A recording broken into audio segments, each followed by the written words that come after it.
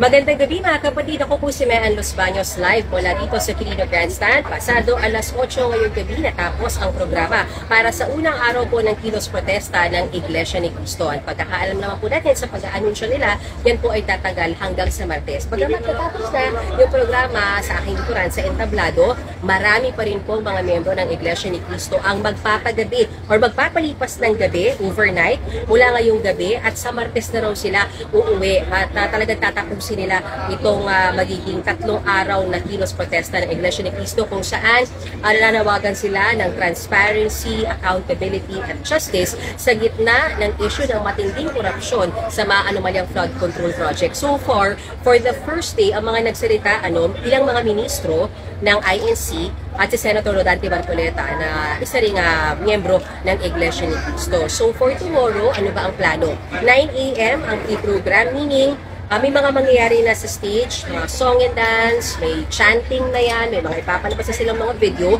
pero yung mismong pagpo-converge ng mga miyembro ay alas 3 pa ng hapon, doon gagawin yung mismong programa kung saan inaasahan na may mga speakers pa ulit na haharap, pero wala akong maibigay sa inyo na listahan dahil wala pa rin inilalabas yung pamunuan ng INC. We'll see tomorrow if they'll give us a copy tayong mga miyembro ng media, but so far, yun yung inaasahan for tomorrow. At nasabi rin sa atin ng ilan sa pamunuan ng INC na by tonight, hundreds of bosses pa raw ng INC members ang inaasahan nilang darating. So posible raw na mas malaki yung crowd bukas para sa ikalawang araw ng kilos protesta ng INC. So yan lang muna ang update mula dito sa Quirino Grandstand. Ako po si Mean Los Baños. Magandang gabi mga kapatid.